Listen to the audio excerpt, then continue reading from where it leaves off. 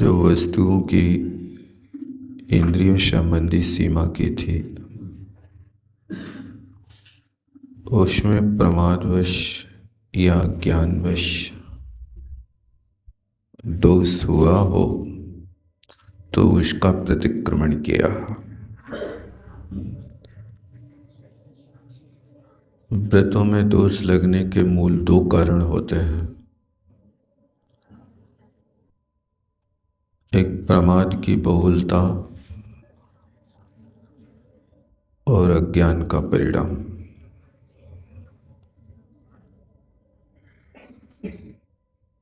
प्रमाद की बहुलता से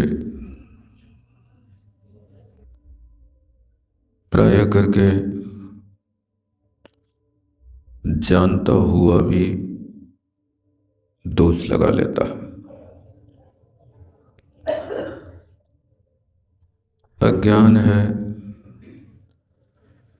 लेकिन प्रमाद मुक्त अवस्था है, तो वो अज्ञान इतना ज्यादा बंध का कारण नहीं है।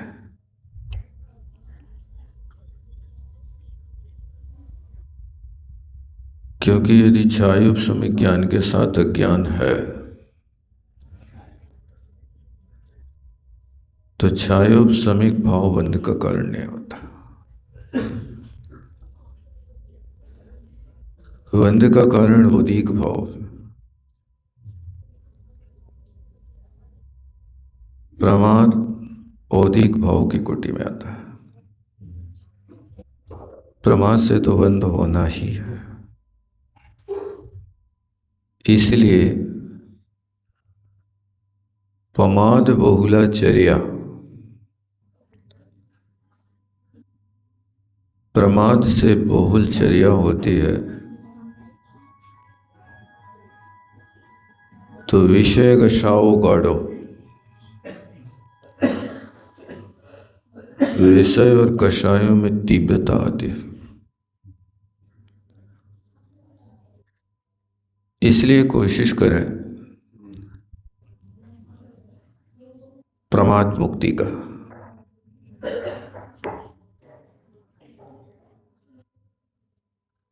आचार्यों ने क्रम बताया है।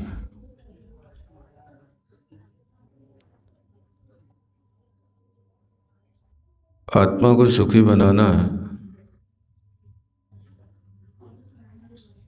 तो 5 प्रकार की मुक्ति होना आवश्यक है। मिथ्यात से मुक्ति, अविरति से मुक्ति, प्रमाद से मुक्ति, कषाय से मुक्ति और फिर योग से मुक्ति। ये पांचों बंध के हेतु हैं और बंध के हेतुओं का अभाव होना मोक्ष है। बंध हेतु भाव कहा ना, बंध के हेतुओं का अभाव हो है तो ये 5 प्रत्यय बंध के कारण है। तो सबसे पहले इनसे मुक्ति पाना होगी। तो मिथ्या से मुक्ति है कि नहीं? ये बहुत बड़ा आतंकवादी है। अपन को लगता है कि हम मिथ्या से छुटकारा पा गए, लेकिन वो कहाँ से प्रवेश कर जाता है व्यक्ति को पता नहीं चलता। इसलिए पहले उसको जड़मूल से नष्ट करो। विपरीत श्रद्धा है तो अपने अंतरंग में बार बार झांकते रहो, कहीं अनायतन के प्रति हमारी आस्था तो नहीं जा रही है। अनायतन से मुक्ति मिलेगी तो आप गृहीत मिथ्यात्व के त्यागी हो गए। और विपरीत श्रद्धा जो तन के प्रति ममत्व भाव ज्यादा, वो चेतन की खबर नहीं। ये परिणति अग्रहित मिथ्यात्व कहलाता।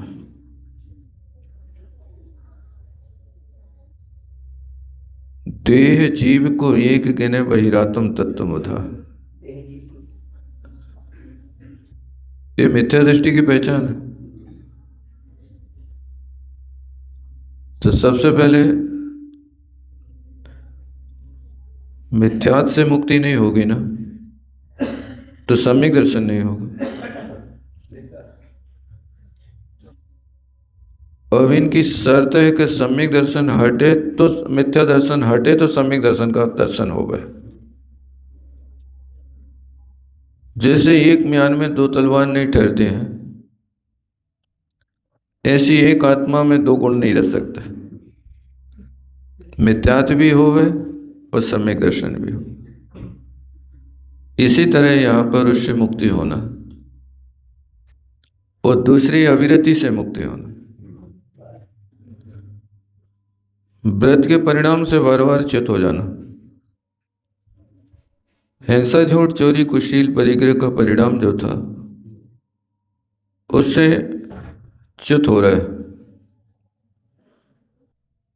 तो व्रत का पालन नहीं करना ही तो अविरति है ना, उसे अविरति से मुक्ति पाना चाहिए।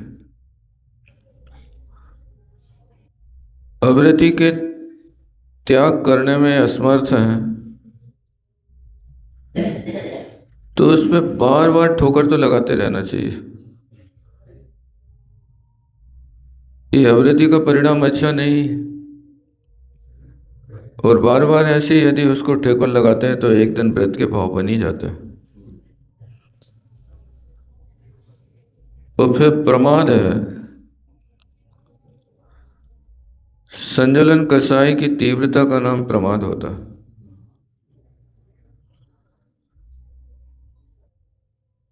अब वो कभी कभी तीव्रता ऐसी बढ़ जाती है,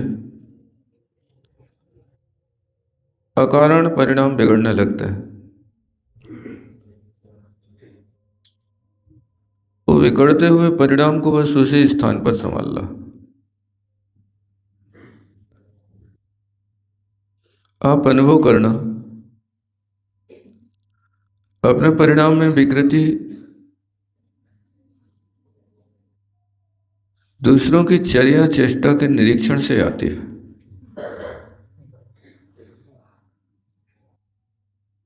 वो अपने लिए बहुत बड़ा घातक परिणाम है।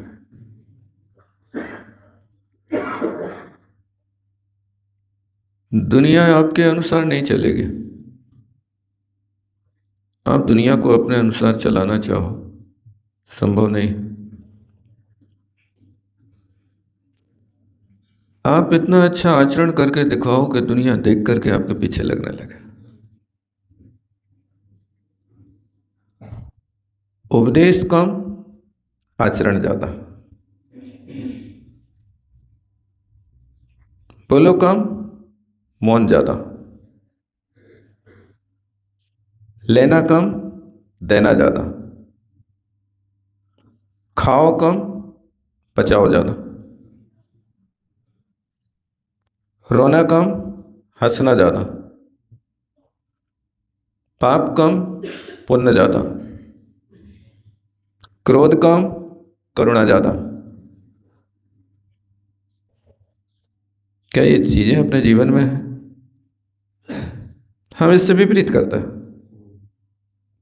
यहां तो कहा जा रहा है उपदेश कम, आचरण ज्यादा, लेकिन हम करते क्या है? उपदेश ज्यादा करते हैं, वो करके कम दिखाते हैं। यही कारण होता है कि हम हताश हो जाते हैं। हम तुमसे बार बार कह रहे, तुम्हें कुछ भी समझ में नहीं आ रही। ये जो बार बार कह रहे समझ में नहीं आ रही, इसका मतलब है कि तुम उपदेश मात्र दे रहे हो, तुम स्वयं नहीं समझ रहे हो कुछ भी। समझदार तो बस यही कहता है, समझाने में है नहीं, है समझे में सार।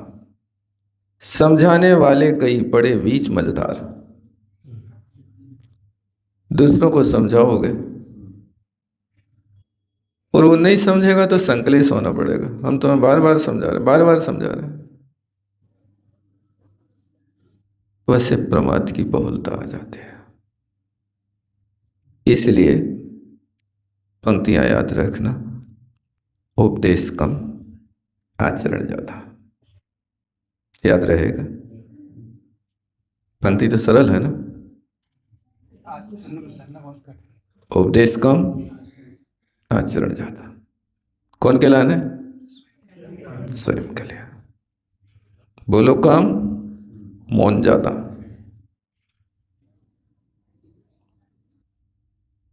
बैठो कम, चलो ज्यादा। चलने का नाम आचरण है, प्रमाद नहीं, घूमना नहीं। नहीं तो उसमें हम तो घूमे जा रहे नहीं। चलने का अर्थ मोक्ष मार्ग की बैठे बैठे भी चलता है। कहाँ चलना है? आत्मा में विहार करो, बाहर विहार नहीं।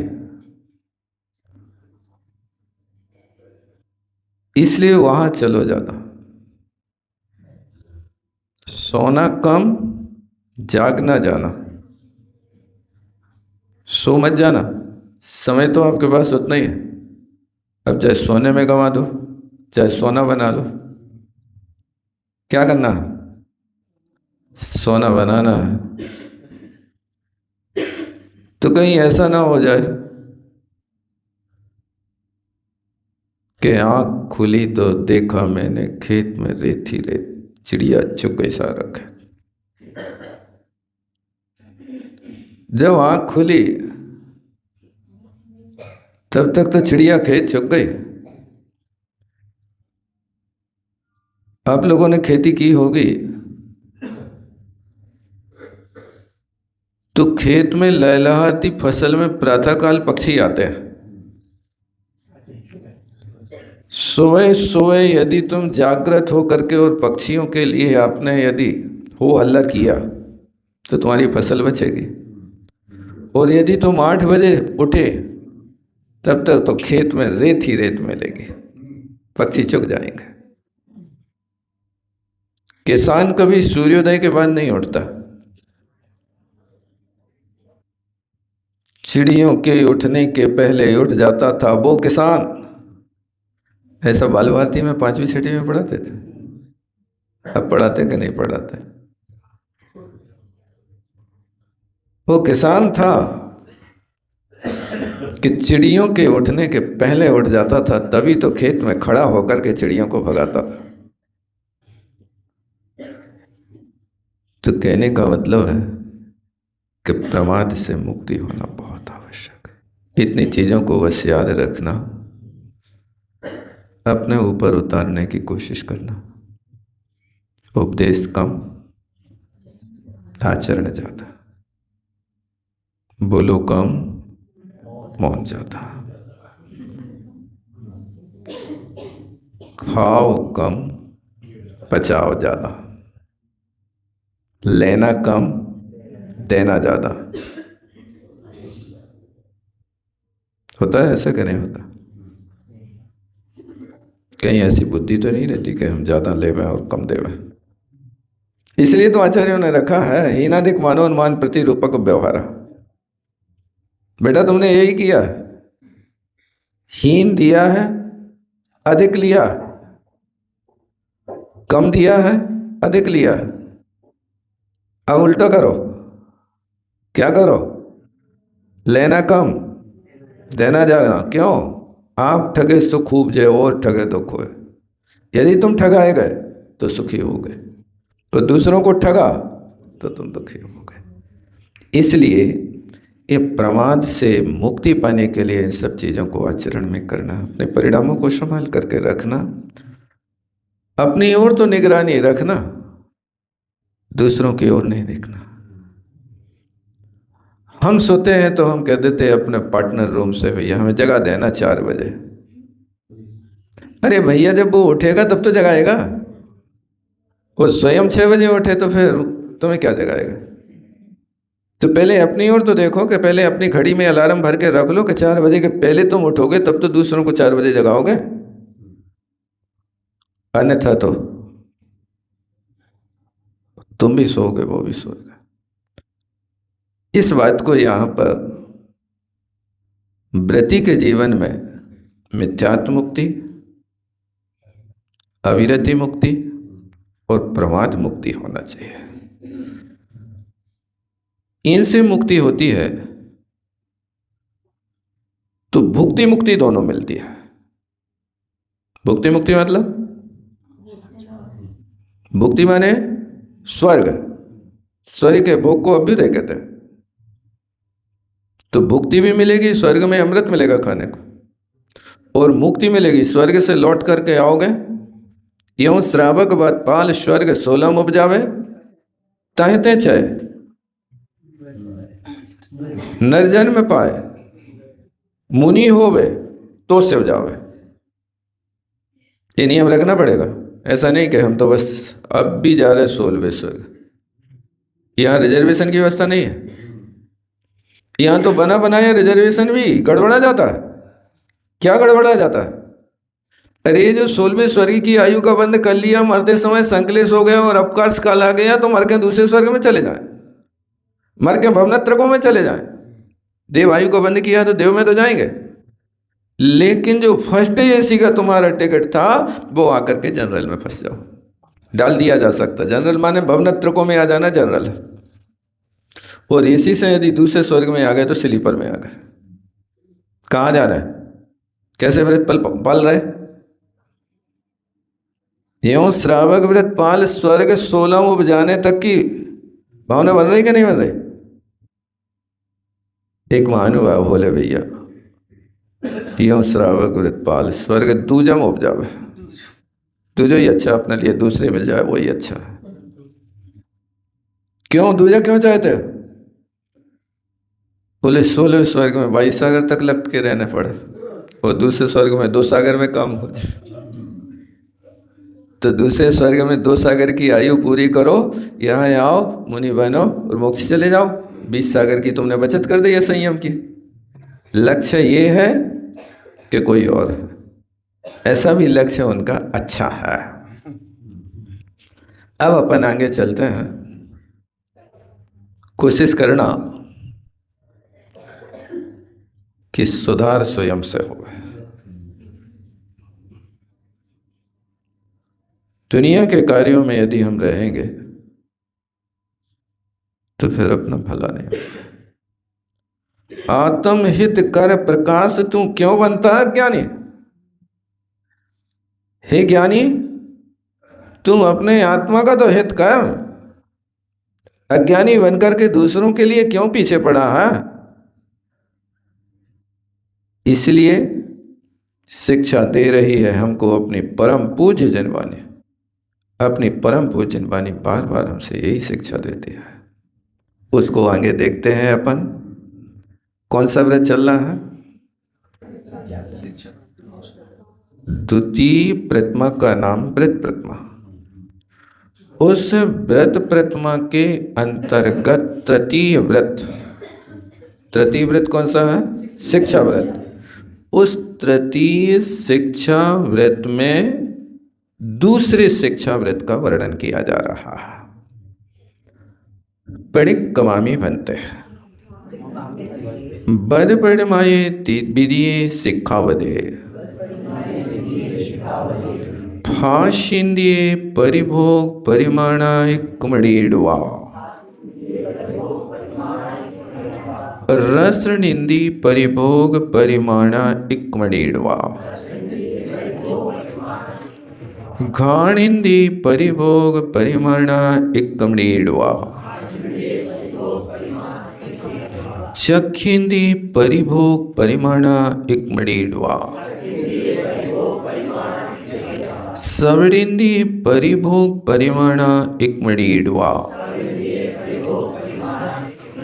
जो मई देवशियो ऐचारो मणिषा वसा कायेण कदोआ कारदोआ किरंतोआ समणमुंडदो दशमिच्छामि रुक्कड़म।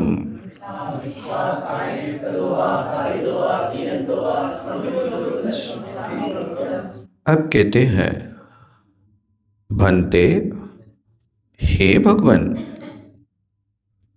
बद परिमाये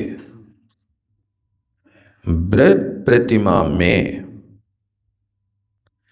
विधीय शिक्षावदे द्वितीय शिक्षा व्रत के पालन करने में कोई दोष लगा हो तो मैं उसका प्रतिक्रमण करता हूं।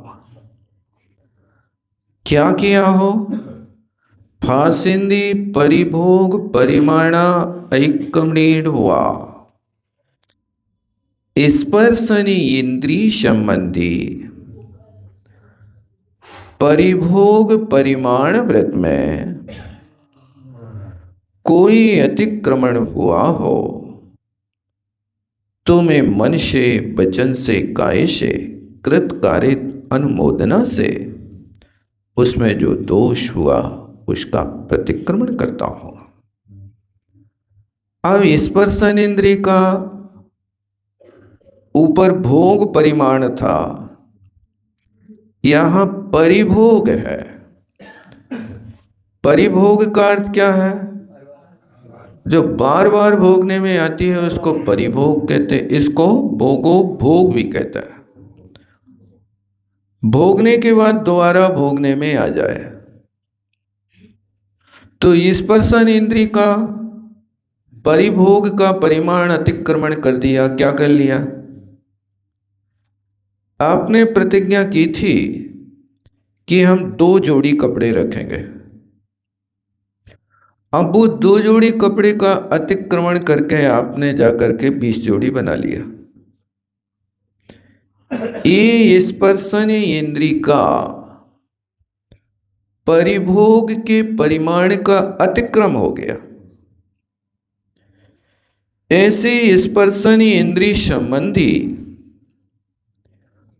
जो स्पर्श के 8 भेद हैं, उन्हीं 8 भेदों में व्रत लेते समय आपने ध्यान रखा था कि नहीं रखा था?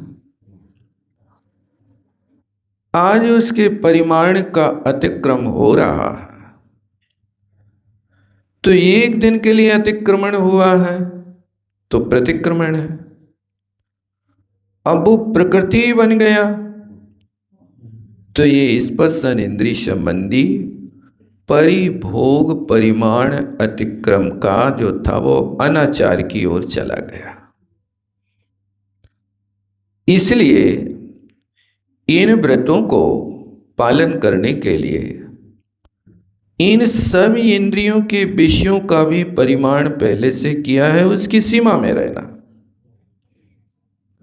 कई बार सीमा का अतिक्रम हो जाता है।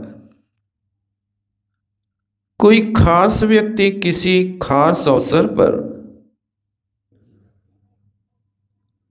कुछ चीज लेके आ जाता है, आपके पास चूंकि जरूरत नहीं है लेकिन फिर भी उसको अपन एक्सेप्ट कर लेते हैं। वो आपके व्रत का हनन करने वाला है। उस वस्तु को स्वीकार करो ना, और यदि कर लिया तो उसके बदले में उसी को या जो पहले से आपके है पास है उसको आप किसी दूसरे को दे दो। तो ऐसा करने पर आपका व्रत सुरक्षित रहेगा। नहीं तो पूर्व का भी रखा, वो वर्तमान का भी संग्रह अधिक मात्रा में हो गया है, तो फिर इस परिस्थिति में व्रतों में दोष लगता है।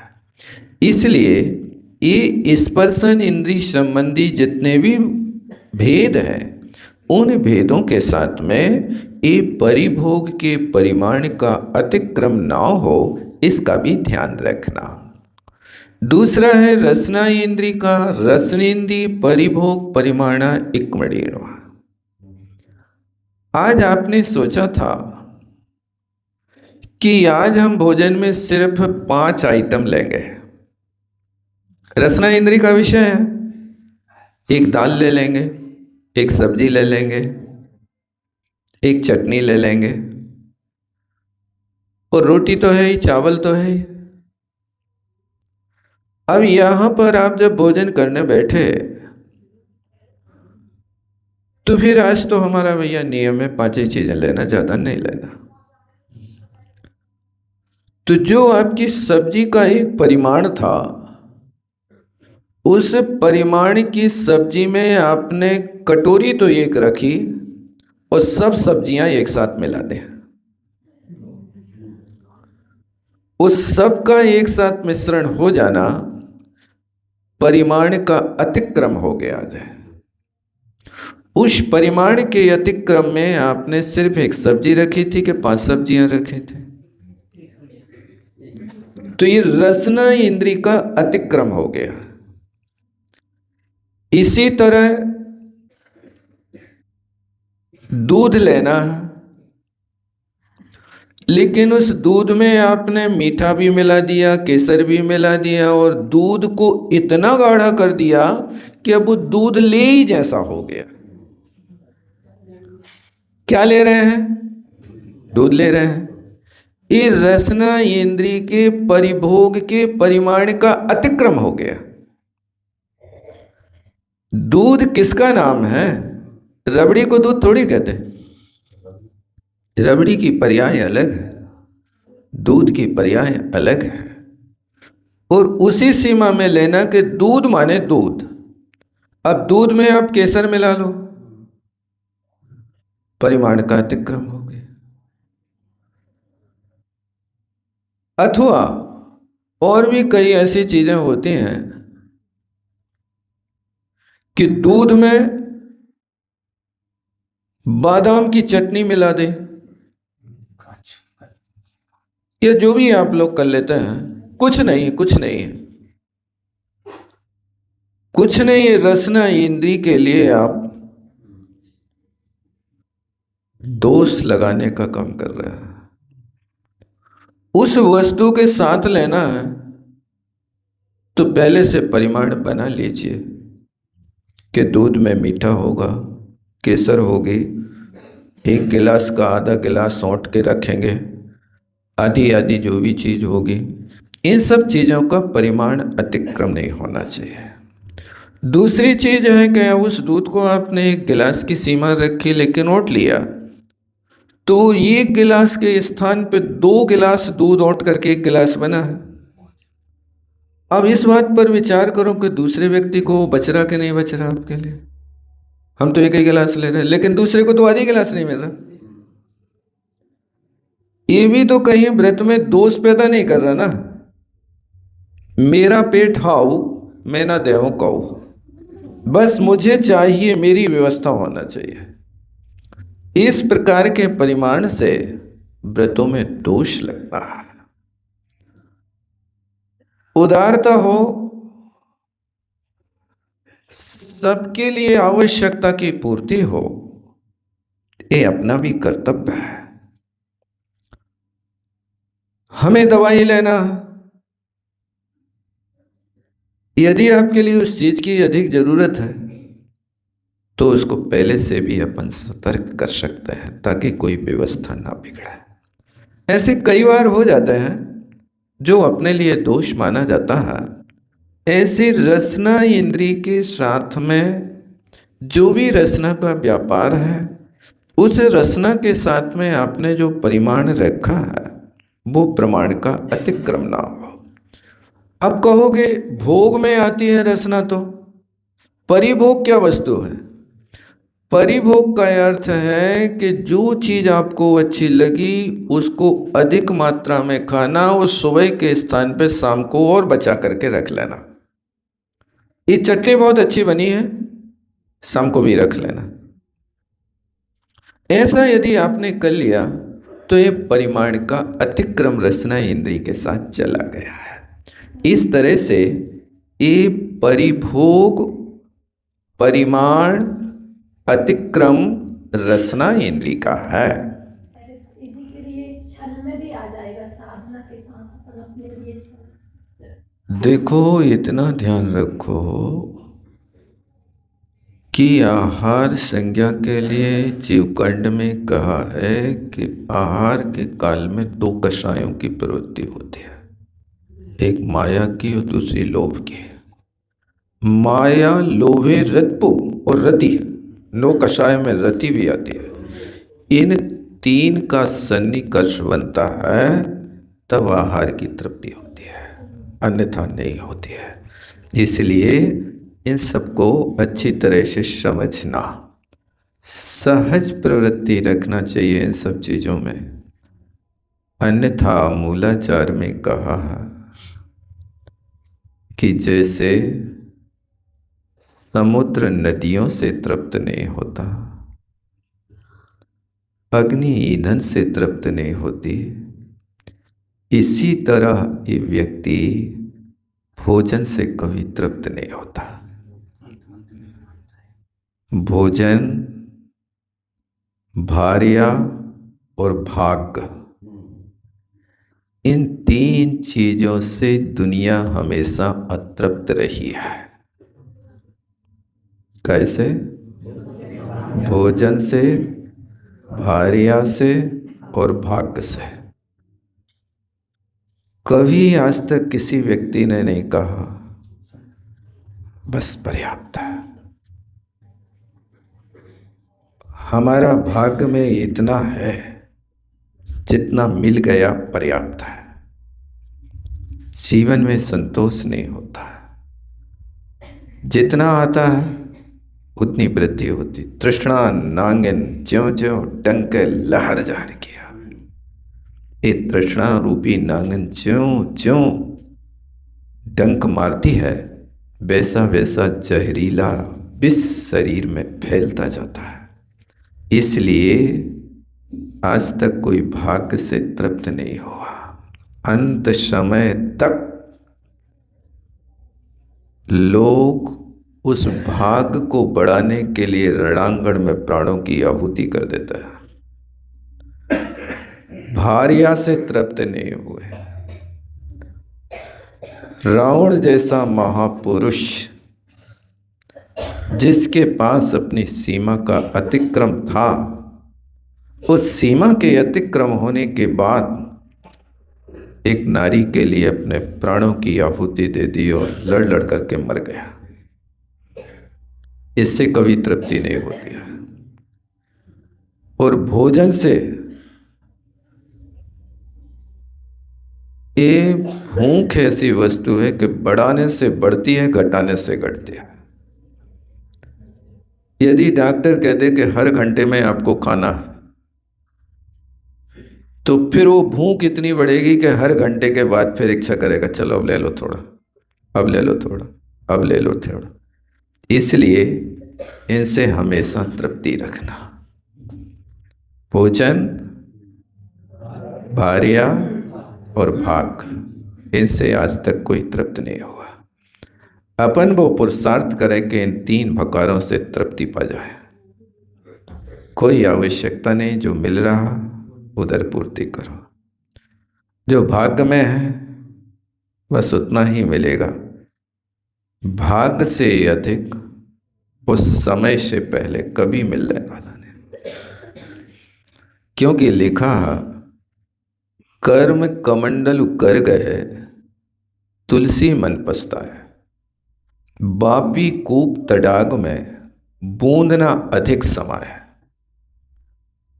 आपके पास कमंडल है, अब 2 लीटर का कमंडल है, चाहे तुम नदिया से भरो, चाहे कुआं से भरो, चाहे बावड़ी से भरो, चाहे बरसात के पानी से भरो, पानी तो उतना ही बना, ज़्यादा बनने वाला नहीं है। लेकिन हमारी दौड़ होती कि नहीं, कुआं के पानी से कमंडल भरे हैं तो ज़्यादा भर जाए, नदिया में कम ही भर पा है।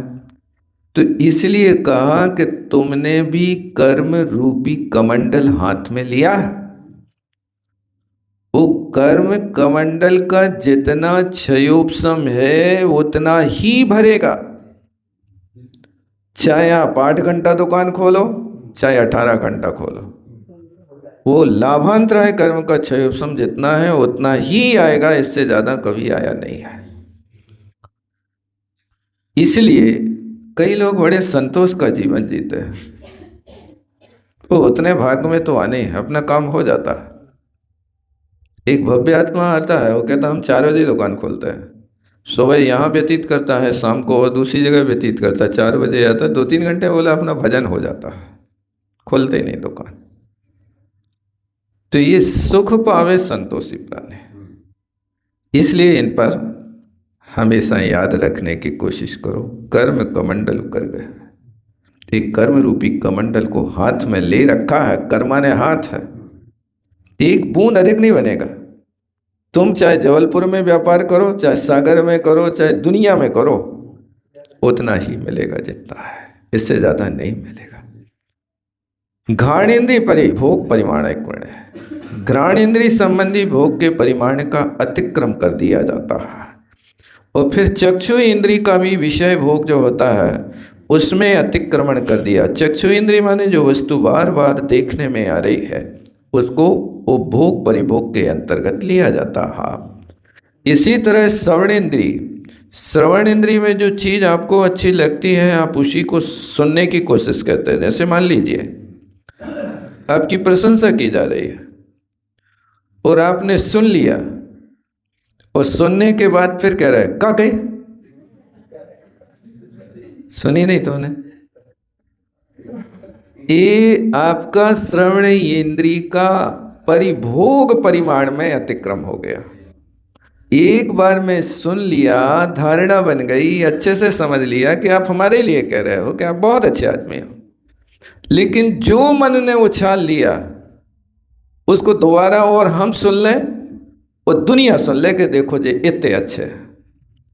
इसलिए ये श्रवण इंद्रिय का विषय बनता है। जब भी कभी ऐसी बात आती है तो वहाँ जोर से कहने के बाद, सुनने के बाद कहेगा का कही। और यदि कोई आपकी बुरी बात चल रही हो, निंदा कर रहा हो, तो धीरे धीरे कान में से कोई के कह रहे हो तो भी दीवाल के भी कान हो जाता है, तुमने हमसे ये कही होगी। इन सब चीज़ों में ध्यान रखना कि ये कहाँ अतिक्रमण हो रहा है और कहाँ प्रतिक्रमण हो रहा है। इन 5 इंद्रियों को देखो 2 भागों में बांट दिया। ऊपर के दूसरे शिक्षावृत्त में भी पहले शिक्षावृत्त में भी रखा था 5 इंद्रियों के विषय व्यापार को। यहाँ पर दूसरे शिक्षावृत्त में भी 5 इंद्रिय के विषय व्यापार को रखा है।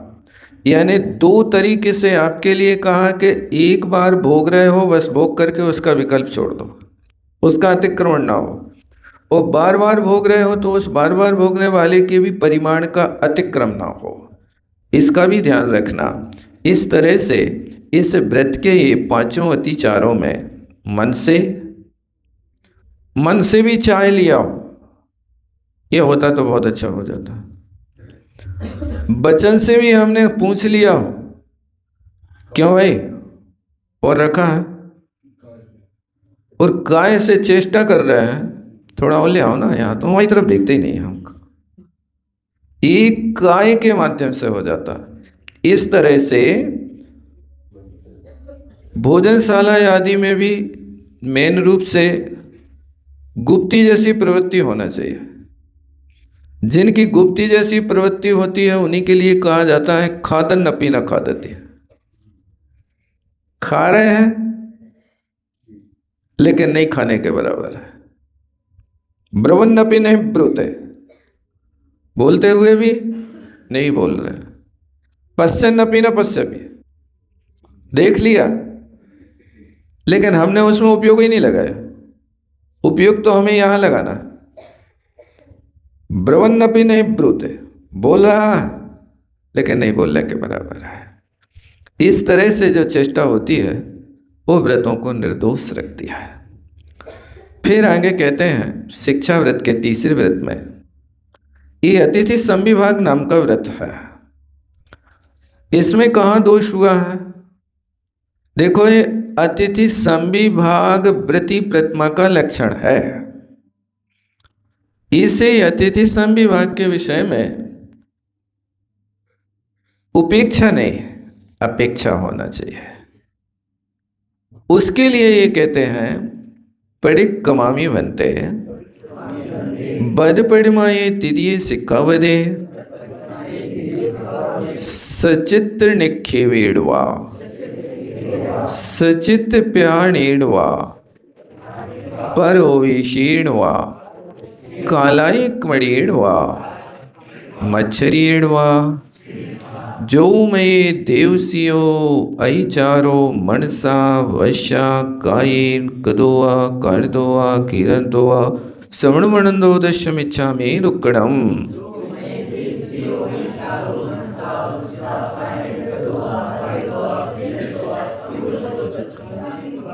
अब कहते हैं भगवान व्रत प्रतिमा के तीसरे शिक्षा व्रत में अतिथि संविभाग जिसका नाम है, उसमें मैंने ये दोष लगा दिया हो कि सचित्त में निक्षेप कर दिया हो, सचित्त पात्र में रख दिया हो।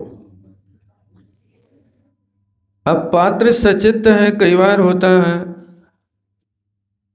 कि कटोरी में दाल रखी, गरम दाल थी और पानी को आपने देखा नहीं, कटोरी गीली है। अब वो गीली कटोरी का पानी कहीं नल से धुल के तो नहीं आया, अनछना पानी तो नहीं हो गया, उसमें जीवोत्पत्ति तो नहीं हो गई, और बहुत जल्दी में उठा करके आपने उसमें रख दिया। कई बार पात्र रखे रहते हैं, मकड़ी वगैरह भी छोटे छोटे जीव आने की संभावना रहती है, कभी भी हो सकता है। तो ऐसी चीज में अच्छी तरह से निरीक्षण करना चाहिए, उस सीमा के अंतर्गत ही उसमें कार्य होना चाहिए, नहीं तो ये सचित्त निक्षेप नाम का दोष माना जाता है। अथवा यूं भी होता है, गरम गरम दाल में धनिया की पत्ती डाल दी, सचित्त मिला दिया आपने। अथवा यूं भी कर रहे हैं कि हरी मिर्ची ठंडी थी, गरम तो की नहीं थी, प्राशुक्त तो थी नहीं, और एक एक मिर्ची के टुकड़े कर करके आपने दाल में, गरम दाल में डाल दिया। ऐसी कई चीजें होती हैं। धनिया आ रही है, हरी धनिया है, तो धनिया पत्ते अलग हैं, वो धना हरी जो फल हो गए वे भी सचित्ते की कोटि में। ये चूंकि इस समय आते हैं तो ये भोजन को तो टेस्ट बना देते हैं, अच्छा कर देते हैं, लेकिन ये अभी जो नूतन वस्तु है ये रोग की उत्पत्ति का कारण है। अभी जितनी खांसी वगैरह दवा वगैरह लोगों को आ रहा है ना, इसका नई धनिया की मूल इसका कारण है। और वो नई धनिया हर चीज में आप मिला करके, दाल में चटनी बनाएंगे तो उसी की बनाएंगे, ना भी चटनी हो तो भी धनिया को बांट करके अलग से सेवन करेंगे, आदि आदि।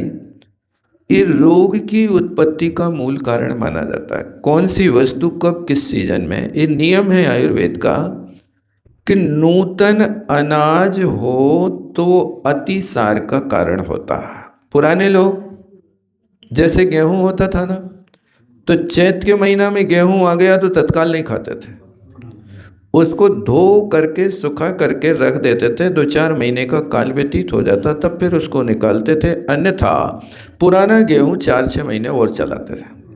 पुराने चावल हैं, पुराना गेहूं, पुरानी वस्तु है, आदि आदि ये होता ना। ये वे लोग बहुत समझदारी से काम करते थे, माने आयुर्वेद की पद्धति से चलते थे, जल्दी नहीं करते थे। अपने यहाँ आजकल बहुत जल्दी होने लगा कि वस्तु का सीजन नहीं आया, वो सीजन के पहले आप उसका स्वाद लेना चाहते हैं। मटर तो ठीक है, अंगूर है, अभी सीजन तो है ही नहीं, अभी ठंड गई नहीं, उस वस्तु को यदि आप सेवन करेंगे तो कई प्रकार के रोगों की उत्पत्ति होगी। इसलिए इसमें आपको स्वयं को ध्यान रखना है। ऐसी स्थिति में ये नहीं कहना कि यथालब्ध जो थाली में आ जाए सो खा जाओ आँख मीच करके, नहीं।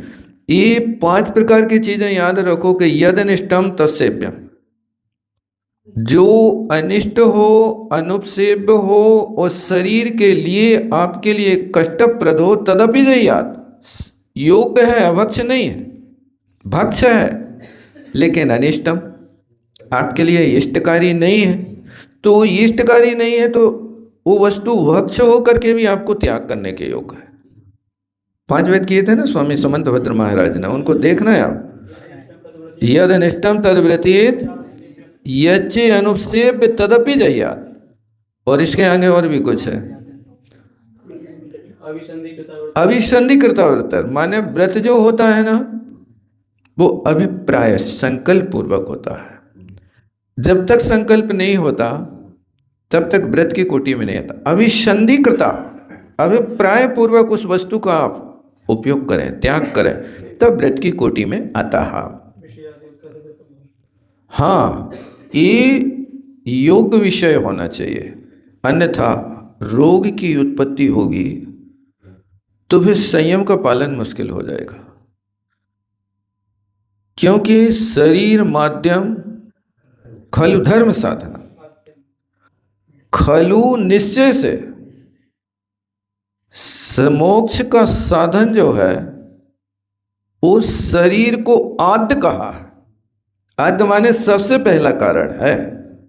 उस पहले कारण को यदि आप व्यवस्थित रखेंगे तो फिर आप साधना कर पाएंगे, अन्यथा साधना नहीं होगी, असंयम होगा, व्रत छूट जाएगा, असंयम की प्रवृत्ति हो जाएगी, परिणाम संक्लेश हो जाएगा, कई प्रकार के उसमें व्यवधान खड़े होंगे। और फिर इसके बाद है कि दूसरे व्यक्ति जो परिचर्या करने वाले होंगे वे भी आपसे परेशान होने लगेंगे। इसलिए हर कार्य में स्वयं सेवक बनो, लेकिन स्वयं सेवक के साथ में अपनी क्रिया करने में स्वयं सेवक रखो, पराधीन नहीं है। स्वाधीन चर्या जो होती है वो अपने आप में एक अलौकिक आनंद को देने वाली होती है। विवेक होता है। आप कपड़े यदि अपने धोएंगे तो वो उसमें आप 1 लीटर 2 लीटर पानी में काम कर लेंगे। यदि कर्मचारी धोएगा तो 1-2 बाल्टी के नीचे वो बात नहीं करता किसी भी वस्तु में। कितना आपको निरमा डालना है, कहाँ डालना, वो निरमा का पानी कहाँ वो बहाएगा, वो तुम कहाँ डालोगे, इन सब चीज़ों पे बहुत ज़्यादा ध्यान देने की बात होती है। चर्या हो तो वो चर्या हो कि जिसके माध्यम से हमें कहना ना पड़े आज कपड़ा नहीं धोए तुमने, कब सूखे, अब देखो बरसात है, ये तो आप कर लेते हैं। इसलिए यहाँ पर इस शिक्षा व्रत में सचित्त निक्षेप का सबसे पहले प्रावधान रखा है ना। फिर सचित्त प्रधाने ने सचित्त से ढक दिया। अब वो वस्तु लाई, पत्ता आदि के माध्यम से उसको ढक दिया। फिर पर उपदेश, हमारे हिस्सा के तुम चला आओ 2 गिलास, ऐसा करते हैं ना कई लोग आते श्रावक लोग, जो हमारी मम्मी की तरफ से, जो हमारे भैया की तरफ से, जो हमारे दादा की तरफ, घर भर की तरफ से, ये पर उपदेश कहलाता है। अतिथि संविभाग में ये दोष माना जाता है। उनके हिस्से का तुम चलाओगे, एक तो वैसे ही दूसरे को द्रव्य है, वो तुम अपने हाथों से चला रहे हो, और वो में भी अब सबको बांध रहे घर में बैठे हुए, उनकी तरफ से, तुम्हारी तरफ से कहा है क्या है। इसलिए पर उपदेश नाम का ये दोष माना। ध्यान रखना, अतिथि संविभाग यदि दूसरों से कराएंगे ना, उस समय यदि मनुष्य आयु का बंध हो गया तो भोग तो मिलेंगे आपको, लेकिन भोगेगा कोई। जैसे कई परिवार होते हैं कि जिनमें संतान नहीं होती है, करोड़ों की संपत्ति है। अब कल परसों एक महिला आई थी, बोले ये तो कमा के रख गए, तो कमा के रख गए कि 7 पीढ़ी तैने खत्म हुई है और वे चले गए। सो हम बहुत रो रहे हैं, हमें चैन नहीं पड़ रही, 2.5 महीना से आँख से पानी नहीं रुक रहा। हाँ, बच्चे थे नहीं एक भी। दूसरों के बच्चों को लेकर के गोद के नाम से अपना बच्चा मान करके कर रहे हैं, गुजारा कर रहे हैं। अब वो 7 पीढ़ी का द्रव्य बाप ने कमाया, भोगेगा वो। पाप किया तुमने, पाप किया आपने, तो ये पर व्यपदेश का फल है कि तुमने अपना ये द्रव्य तो दिया, लेकिन भोग दूसरा करेगा। आपको स्वयं को भोगना है तो अपने सगे हाथों से करो, ईमानदारी से करो, और अपनी वस्तु का द्रव्य प्रयोग करो। पूजा में, अतिथि संविभाग में अपने पास कुछ नहीं है तो अपने सगे हाथों से विवेक से पानी छान के ले आओ, प्राशुक करो, पानी चला दो। पानी भी तो जीवन है, प्राण बनाता कि नहीं बनाता। अरे पानी का चला है, पानी चलाना, अरे भैया पानी से बहुत कम होता है। आहार में आधा भोजन कीजिए, दुगना पानी पियो। तुम अपना दूना पानी चला दो, तुम्हारा हो जाएगा। और दूसरी चीज, 4 प्रकार के आहार में पेय आहार भी तो है ना। खाद्य, स्वाद, लेय, पेय, यानी पानी भी एक आहार है। अब आपके पास चारों प्रकार के आहार नहीं है, पानी चला दो। पानी के अलावा दूध लाते हो, दूध पानी आप रखते हो, उस दूध को चला दो। आदि आदि जो भी व्यवस्था है। इसलिए वो अतिथि संविभाग आपके लिए स्वयं फलदायी होगा। यदि आप कुछ नहीं चला रहे हैं और भाव कर रहे हैं तो बस भाव से थाली मिलेगी लेकिन खा नहीं पाओगे, अंतराय आ जाएगा। सामने दिखेगा, बेटा देख लो, बस पहला ग्रास छोड़ो, बाहर हो जाओ। क्या हो गया? 2 मक्खी लड़ते लड़ते गिर गई यहाँ से। अब जाओ, अंतराय। ये क्यों आया अंतराय? तुमने ऐसे ही काम तो किया था, हमने देख लिया, चलो आहार देख के हमें भी हो गया। अब कई लोग जोड़ा से हाथ लगे हैं, आओ इकट्ठो देवे अपन दो पति पत्नी। क्यों? क्योंकि यहाँ जोड़ा से आहार दान देंगे तो जोड़े से मर के भोग भूमि में दोनों एक साथ हो जाए। अब दोनों एक साथ हो जाएंगे तो यहाँ पर इस बात पे विचार करो कि नरसिंहपुर में एक व्यक्ति आए, पत्नी ने कहा आओ हाथ दो। अरे बोले हम यही भाव में तो तुम्हारा छुटकारा चाह रहे, तुम दूसरे भाव खिलाने फंसा रहे, यही भाव में तो तुम शांति से नहीं रहने दे रही हो, फिर आगे 3 पल्ले खिलाने, कौन चक्कर फंसा, हम नहीं देने साथ में, हमें लगता है। और वो महिला बहुत आहार देता है, बहुत आहार देता है, जगह जगह चौका लगाती जा करके, लेकिन पति से कही के आओ दो साथ में हाथ लगाओ, तो उसने कह दिया हम तो दूर रहे तुमसे। इस तरह से ये पर व्यपदेश और कालातिक्रम, काल का उल्लंघन कर देना। आज हमारे घर में अतिथि पाहुने आ गए थे, उनको संभालने में थोड़ी लेट हो गई, इसलिए चौका तो हमने 9 बजे चालू करो तो। अब 9 बजे चालू किया तो 11 बजे महाराज के कमंडल में पानी भर भी आए। अब 11 बजे महाराज उठेंगे तो एक कालातिक्रम आपने कर दिया।